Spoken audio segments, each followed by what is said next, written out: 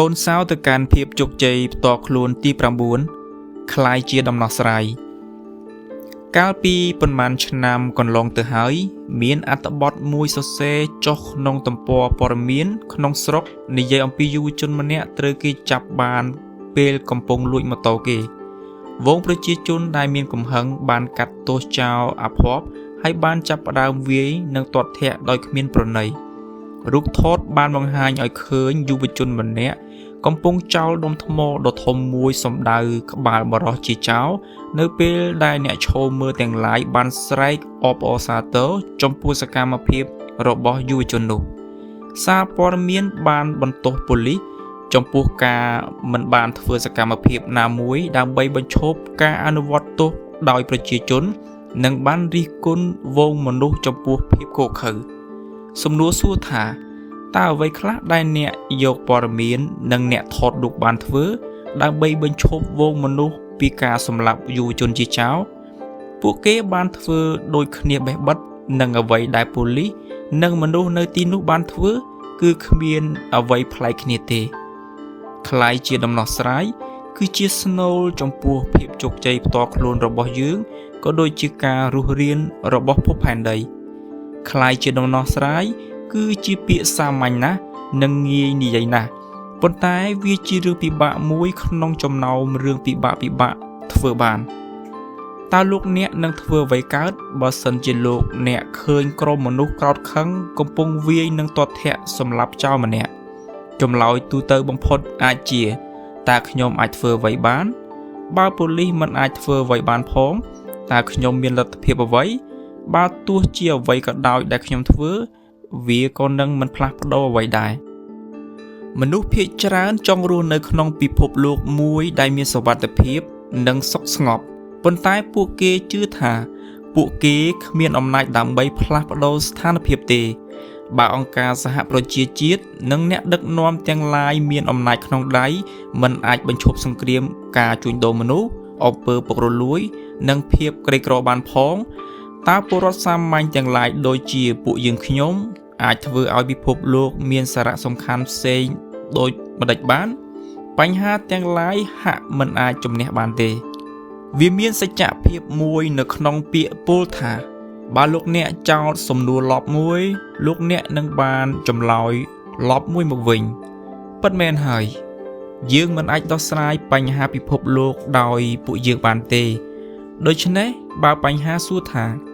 តើខ្ញុំនឹងជាមនុស្សមានជោគជ័យដើម្បីបញ្ឈប់អយុត្តិធម៌នៅក្នុងប្រទេសរបស់ខ្ញុំបានឬទេ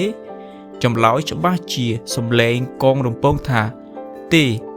ប៉ុន្តែនោះគឺជាសំណួរខុសឆ្គងពីព្រោះសំណួរនោះគឺជាអ្វីដែលធ្វើឲ្យពិភពលោកคล้ายជាបែបផែនកំពុងមានអធិភាពសពថ្ងៃអ្នកដឹកនាំធំដូចជាលោកមហាត្មគន្ធី Martin Luther King និង Nelson Mandela បានចោទសំណួរទាំងឡាយផ្សេងគ្នាស្រឡះជាជំនួសការចោទសួរថាតើពួកលោកជាមនុស្សមានជោគជ័យឬអត់ពួកលោកបានចោទសួរថាតើអ្វីជារឿងត្រឹមត្រូវសម្រាប់ឲ្យខ្ញុំធ្វើឬតើអ្វីជាការទទួលខុសត្រូវរបស់ខ្ញុំឥឡូវនេះបើយើងទាំងអស់គ្នាក្នុងឋានៈជាបុគ្គលម្នាក់ដើរតាមការដឹកនាំរបស់ពួកលោកនិងបំពេញបន្ទុកទទួលខុសត្រូវផ្ទាល់ខ្លួនរបស់យើងនឹងផ្លាស់ប្ដូរពិភពលោកនេះបាននៅក្នុងបែបបទទាំងឡាយដែលយើងមិនដែលបានសុបិនដល់ថាអាចធ្វើកើតយើងមិនអាចដោះស្រាយបញ្ហាក្រីក្រសកលដោយដៃតែម្ខាងបានទេប៉ុន្តែយើងអាចជានិច្ចការជួយមនុស្សអភ័ព្វម្នាក់ឬពីរនាក់ដែលយើងបានជួបរាល់ថ្ងៃយើងមិនអាចលុបបំបាត់អំពើពុករលួយបានទេប៉ុន្តែយើងអាចធ្វើជានិច្ចនៅអំពើត្រឹមត្រូវនៅកន្លែងធ្វើការងារនិងនៅក្នុងសហគមន៍ជនបទរបស់យើងអាចបញ្ជៀសសង្គ្រាមយើងអាចបញ្ឈប់អ្នកជិតខាងយើងពីការវាយប្រពន្ធនិងកូនចៅរបស់គេយើងមិនអាចបញ្ឈប់ការកើនកម្ដៅភពផែនដីប៉ុន្តែ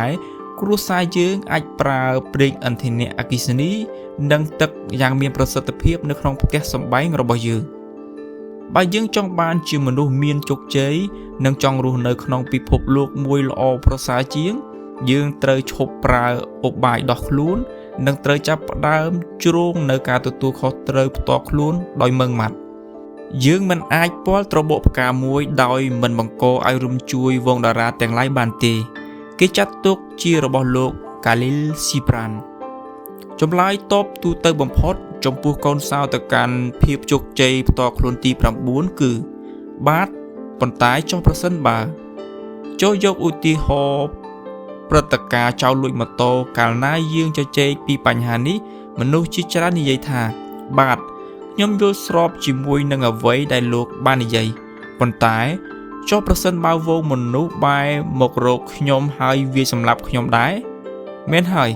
រឿងនោះអាចជាលទ្ធភាពពិតមួយប៉ុន្តែវាប្រហែលមិនកើតមានដោយចាំបាច់តាមកន្លងនោះទេកាលណាលោកអ្នកសួរថាអ្វីជាការទទួលខុសត្រូវរបស់ខ្ញុំឬអ្វីជារឿងត្រឹមត្រូវសម្រាប់ឲ្យខ្ញុំធ្វើឥឡូវនេះវាមានន័យយ៉ាងច្បាស់សំណួរនោះការជួយចោលមិនមែនជាការទទួលខុសត្រូវរបស់យើងតែម្នាក់ឯងនៅក្នុងជីវិតរស់នៅទេយើងទាំងអស់គ្នាមានការទទួលខុសត្រូវផ្សេងៗគ្នាហើយគ្មាននរណាមួយប្រាប់មនុស្សឯទៀតនៅអ្វីដែលគួរធ្វើឬអ្វីដែលមិនគួរធ្វើទេបើមនុស្សម្នាក់មានកូនទើបនឹងកើតនិងមានម្ដាយឈឺដែលត្រូវថែទាំភារកិច្ចនេះគឺជាបន្ទុកទទួលខុសត្រូវរបស់មនុស្សដែរហើយគាត់ត្រូវតែធ្វើឲ្យប្រកាសថាអ្វីក៏ដោយដែលគាត់ធ្វើអំពើនោះនឹងមិនបង្កការឈឺចាប់ដល់ពួកគេកូននិងម្ដាយសំណួរសួរថាតើអ្វីជាការទទួលខុសត្រូវរបស់ខ្ញុំបញ្ជៀសយើងពីការធ្វើប្រតិកម្មដោយងងឹតងងុលហើយបង្ខំយើងឲ្យឈប់ហើយគិតសិនអំពីស្ថានភាពនីមួយៗដោយច្បាស់លាស់និងដោយផ្សេងៗគ្នាខ្ញុំកំពុងបរិភោគអាហារជាមួយនឹងមិត្តភ័ក្តិមួយចំនួននៅឯភោជនីយដ្ឋានជនបទមួយខណៈដែលយើងបានកត់សម្គាល់ឃើញដូនចាស់ម្នាក់ក្នុងវ័យ70ឆ្នាំកំពុងលបមើលមកខាងក្នុងតាមកញ្ចក់បង្អួចសេចក្តីភិតភ័យនិងសេចក្តីអស់សង្ឃឹមនៅក្នុងកែវភ្នែករបស់គាត់ត្រូវបានសង្កេតឃើញខណៈពេលដែលគាត់បានសម្លឹងរកមើលពីតុបាយមួយទៅតុបាយមួយទៀតដោយកាយវិការញញែកញញ័រមិត្តរបស់ខ្ញុំម្នាក់ឃើញដូច្នោះក៏បានបញ្ជាទិញអាហារខ្ចប់មួយកញ្ចប់ហើយបានសុំឲ្យអ្នកបម្រើយកកញ្ចប់បាយនោះជូនដល់ដូនចាស់កំសត់កាលបានទទួលកញ្ចប់បាយរួចហើយដូនចាស់បានរត់ចេញទៅយ៉ាងប្រញាប់ដោយមិនទាំងរវល់សាកសួរឬអរគុណម្ចាស់ទានមួយម៉ាត់ផងអំពើនៃសប្បុរសធម៌របស់មិត្តខ្ញុំបានទទួលការទះដៃសាទរអំពីមិត្តទាំងឡាយឯទៀតរបស់ខ្ញុំប៉ុន្តែមានបរិសម្នាក់អង្គុយនៅតុក្បែរនោះបានសើចនិងបាននិយាយប្រាប់គ្រួសាររបស់គេដោយសម្ដីខ្លាំងៗថាមិត្តរបស់ខ្ញុំនោះឈួតហើយអំពើសប្បុរសធម៌របស់គាត់គឺគ្មានប្រយោជន៍ពីព្រោះដូនចាស់បានរត់ចេញទៅដោយមិនទាំងរវល់អរគុណគាត់ផងហើយម្យ៉ាងទៀតនៅមានមនុស្សស្រែកឃ្លានរាប់លាននៅឡើយនៅក្នុងពិភពលោកយើងនេះវាជារឿងអាភ័ព្វមានមនុស្សជាច្រើនគិតដូចបរិសុទ្ធនោះយ៉ាងបេះបិទវាជាការពិតដែលថាយើងមិនអាចមានអំណាចទ្រព្យធនពេលវេលាឬសមត្ថភាពដើម្បីដោះស្រាយបញ្ហាទាំងឡាយរបស់ពិភពលោកបានទេប៉ុន្តែជារៀងរាល់ថ្ងៃយើងមានឱកាសច្រើនណាស់ដែលផ្ដល់ឲ្យយើងនូវលទ្ធភាពដើម្បីប្រែក្លាយខ្លួនយើងជាដំណោះស្រាយបញ្ហាទាំងឡាយតូចតាចធម្មតាមនុស្សដែលកំពុងអង្គុយនៅតុបាយបន្ទាប់មិនបានយល់ដោយពេញលេញនៅទស្សនៈនៃការឲ្យនិងការជួយមនុស្សដទៃទេសូមអនុញ្ញាតឲ្យខ្ញុំចោទសួរនៅសំណួរទាំងនេះកាលណាស្ត្រីទុរគតម្នាក់ពោកូនខ្ចីមានជំងឺផងចូលមកជិតហើយលើកដៃសំពះសុំទានពីលោកអ្នកតើប្រាក់ប៉ុន្មានលោកអ្នកនឹងឲ្យដល់គាត់ហើយបើលោកអ្នកត្រូវបានមិត្តមានទ្រព្យធនច្រើនម្នាក់អញ្ជើញឲ្យចូលរួមកម្មវិធីជប់លៀងមង្គលការកូនតើប្រាក់ប៉ុន្មានលោកអ្នកនឹងចំណាយទិញអំណោយដ៏មានតម្លៃសម្រាប់ជាចំណងដៃដល់គូស្រករថ្មីរឿងពិតគឺថាកាលណាយើងឲ្យឬជួយមនុស្សទាំងឡាយដទៃយើងមិនមែនធ្វើអំពើនេះសម្រាប់មនុស្សទាំងនោះទេយើងធ្វើសម្រាប់ខ្លួនយើងព្រោះហេតុនោះយើងឲ្យអំណោយដ៏មានតម្លៃដល់មិត្តមានទ្រព្យច្រើនរបស់យើងហើយប្រាក់តែបន្តិចបន្តួច ពីបាតហៅប៉ៅរបស់យើងប៉ុណ្ណោះឲ្យទៅស្ត្រីទូរគតវាលែងតែអំណោយត្រូវបានធ្វើឡើងដោយល្អនិងសម្រាប់បំណងត្រឹមត្រូវចេញអំណោយអាចជាអំពើអាត្មានិយមក្រៃលែងមួយរាល់ពេលដែលយើងប្រែคล้ายខ្លួនជាដំណោះស្រាយចំពោះបញ្ហាដែលមិនមែនជាការបង្កើតដោយផ្ទាល់ខ្លួនរបស់យើងទេដូចជាការឲ្យអាហារដល់ជនក្រីក្រម្នាក់ឬការរើសសំណល់សម្រាមដែលមនុស្សដទៃបានក្រវត្តចោលដោយខ្ជិលខ្ជាឬក៏សូម្បីតែកាលណាយើងជូតសម្អាតបង្គន់ឲ្យស្ងួតក្រោយពេលយើងបានប្រើវារួចក៏យើងធ្វើកិច្ចការនេះសម្រាប់ខ្លួនយើងដែរពីព្រោះអំពើរបស់យើងបានធ្វើឲ្យយើងជាមនុស្សគ្រាន់បើម្នាក់ដោយផ្ទាល់អំពើធម្មតាតូចតាចទាំងនេះមិនមានសារៈសំខាន់ពេកទេប៉ុន្តែការប្រែប្រួលជាវិជ្ជមានទាំងឡាយដែលអំពើតូចតាចទាំងនេះបង្កើតបាននឹងកសាងទៅជាគ្រឹះដ៏រឹងមាំមួយដែលនៅលើគ្រឹះនេះយើងស្ថាបនាភាពជោគជ័យផ្ទាល់ខ្លួនរបស់យើងចូលអ្នកមានភក្ដីភាពក្នុងអំពើតូចតាចទាំងឡាយពីព្រោះនៅក្នុងអំពើទាំងនោះហើយដែលកម្លាំងរបស់អ្នកតាំងនៅអ្នកម្ដាយថេរេសាជោគជ័យគឺជាទម្លាប់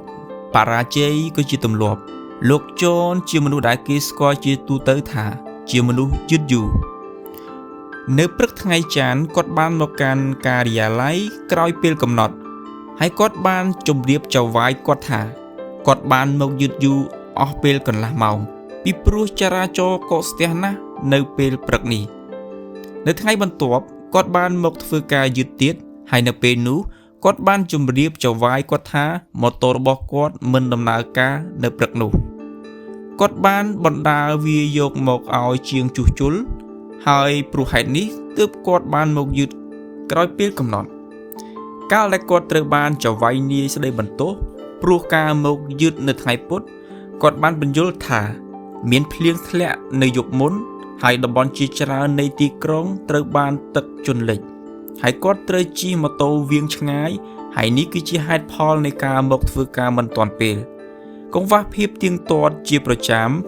បានបង្កជាយថាហេតុឲ្យគាត់បាត់បង់ឱកាសត្រូវបានដំឡើងឋានៈ